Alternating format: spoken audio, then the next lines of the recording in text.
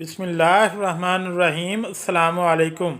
एतकाफ़ के मसाइल क्या हैं? मर्द एतकाफ़ कैसे करें? औरतें एतकाफ़ कैसे करें? एतकाफ़ करने के 10 बड़े फ़वाइद और बेशुमार फ़ज़ाइल क्या हैं? नबी करीम सल्लल्लाहु अलैहि वसल्लम कैसे एतकाफ़ फरमाते थे? ये तमाम बातें इस वीडियो में बयान की जाएंगी। आपसे दरख्वास्त है कि इस वीडियो को आखिर तक ज़रूर देखिएगा। मोहतरम नाज़रीन, अल्लाह तबारक ताला का ख़ास करम है कि इसने हमें रमज़ानुल मुबारक जैसे बाबरकत महीने की नेमत से नवाजा है। इस माह मुबारक की ख़ास बात यह है कि इसका हर लम्हा अल्लाह तबारक ताला की बेशुमार रहमतें हासिल करने का सबब है। इस महीने में दिन हो या रात, सुबह हो या शाम, जब भी इंसान अल्लाह तबारक ताला की रहमतें समेटना चाहे समेट सकता है। इस महीने में अल्लाह तबारक ताला की अता करदा रहमतों, बरकतों और फजीलतों में से एक बहुत बड़ी रहमत एतकाफ़ भी है। अगर आप एतकाफ़ के ज़रिए से अल्लाह तबारक ताला का कुर्ब हासिल करना चाहते हैं तो ये वीडियो आपके लिए है। सबसे पहले जान लीजिए कि एतकाफ़ की शरई हैसियत क्या है। मोहतरम नाज़रीन, रमज़ानुल मुबारक के आखिरी अशरे यानी आखिरी 10 दिन का एतकाफ़ सुन्नत मौक़दा है। हज़रत अब्दुल्ला बिन उमर रज़ी अल्लाह ताला अन्हो से रवायत है कि रसूलुल्लाह सल्लल्लाहु अलैहि वसल्लम से रमज़ान के आखिरी अशरे में एतकाफ़ फरमाया करते थे। हज़रत आयशा सदीक़ा रज़ी अल्लाह ताला अन्हा फरमाती हैं कि आप सल्लल्लाहु अलैहि वसल्लम रमज़ानुल मुबारक के आखिरी अशरे का एतकाफ़ फरमाते थे, यहाँ तक कि आप इस दुनिया से पर्दा फरमा गए। इस तरह एक रवायत के मुताबिक रसूलुल्लाह सल्लल्लाहु अलैहि वसल्लम ने फरमाया, रमज़ानुल मुबारक के आखिरी 10 दिनों का एतकाफ़ 2 हज और 2 उम्रे करने के बराबर है। मदीना मुनव्वरा हिजरत फरमाने के बाद रसूलुल्लाह सल्लल्लाहु अलैहि वसल्लम से हर साल रमज़ानुल मुबारक के आखिरी अशरे का एतकाफ़ करना साबित है। हर एक मरतबा आप सल्लल्लाहु अलैहि वसल्लम ने रमज़ानुल मुबारक के पूरे महीने का एतकाफ़ किया और इसकी वजह यह थी कि शब कदर को तलाश करना चाहते थे। इसके अलावा आम तौर पर हर रमज़ान के आखिरी अशरे का ही इत्काफ़ फरमाते थे। ताहम सन 8 हिजरी में क्योंकि फ़तह मक्का की वजह से आप सल्लल्लाहु अलैहि वसल्लम ने इत्काफ़ नहीं किया, क्योंकि फ़तह मक्का का वाक़या रमज़ानुल मुबारक में पेश आया था, लिहाजा वफ़ात से पहले साल आप सल्लल्लाहु अलैहि वसल्लम ने रमज़ानुल मुबारक में दिन में इत्काफ़ फरमाया। बयान की गई अहादीस और रसूलुल्लाह सल्लल्लाहु अलैहि वसल्लम की सुन्नत मुबारक से ये बात वाज़ह हो जाती है कि दीन इस्लाम ने इत्काफ़ की कितनी ज़्यादा अहमियत है। इत्काफ़ करने के बेशुमार फ़वाइद हैं, इनमें से 10 फ़ायदे ये हैं। नंबर 1, इत्काफ़ करने वाले के लिए शब कदर की तलाश और इसे पा लेना ज़्यादा आसान हो जाता है। और शब कदर एक ऐसी रात है जो 1000 महीने से ज़्यादा अफजल है और इसका पा लेना एक मुसलमान के लिए सबसे बड़ी खुशकिस्मती की बात है। नंबर 2, तहज्जुद की आदत। जब एक इंसान इत्काफ़ करता है तो इसके लिए शब बेदारी और तहज्जुद पढ़ना आसान हो जाता है और इसकी आदत बन जाती है। नंबर 3, अल्लाह तबारक ताला के घरों यानी मसाजिद से मोहब्बत पैदा होती है और इत्काफ़ करने वाले का दिल मस्जिद जाने से खुश होने लगता है और ये बात रोज़े महशर अल्लाह तबारक ताला के अर्श का साया पा लेने का सबब है। नंबर 4, अल्लाह तबारक ताला के ज़िक्र से उनसियत और मोहब्बत पैदा होती है। नंबर 5, खुलूत और तन्हाई के मौके नसीब होते हैं जिनमें ख़ताओं से नदामत के साथ साथ अल्लाह तबारक ताला से तौबा इस्तग़फ़ार करने और आंसू बहाने के मौके मिल जाते हैं। नंबर 6, एतकाफ़ करने वाला फजूल बातों और नफसानी ख्वाहिशात से बचा रहता है। नंबर 7, जायज़ दुनियावी अमर और मरगूब चीज़ें छोड़ने के सबब इसे बेरगबती और ला ताल्लुकी पैदा होती है। नंबर 8, एतकाफ़ करने वाले के दिल में फ़िक्र आखिरत पैदा होती है और इसके दिल की इस्लाह होती है। नंबर 9, सुन्नत समझ कर एतकाफ़ करने वालों के दिल में सुन्नत रसूलुल्लाह सल्लल्लाहु अलैहि वसल्लम से मोहब्बत के जज्बात पैदा होते हैं। नंबर 10, ज़िंदगी तब्दील करने और इसे शरीयत के सांचे में ढालने का जज्बा परवान चढ़ता है।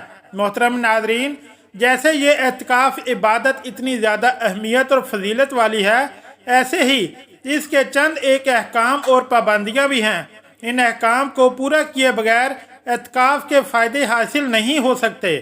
आइए एतकाफ़ के मुतालिक अहकामात के बारे में जानते हैं। नंबर 1, रमज़ानुल मुबारक के आखिरी अशरे का एतकाफ़ सुन्नत मौक़दा अल कफ़ाया है, यानी अगर मोहल्ले के कुछ लोग इस सुन्नत को अदा करें तो मस्जिद का जो हक अहले मोहल्ला पर है वो अदा हो जाएगा।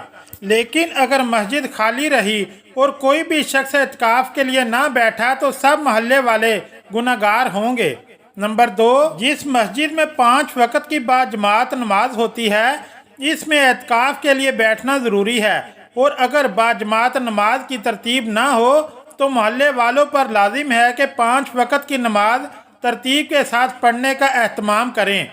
नंबर 3, औरतें एतकाफ़ के लिए घर के अंदर ही एक जगह मुकर्रर करके वहाँ एतकाफ़ करें तो इन्हें मस्जिद में एतकाफ़ बैठने का सवाब मिलेगा। नंबर 4, एतकाफ़ में कुरान मजीद की तिलावत, दुरूद शरीफ की कसरत, ज़िक्र व तस्बीह, दीनी उलूम का सीखना और सिखाना, और अम्बिया अलैहिस्सलाम, सहाबा कराम और बुजुर्गान दीन के हालात पढ़ना और सुनना अपना मामूल रखें।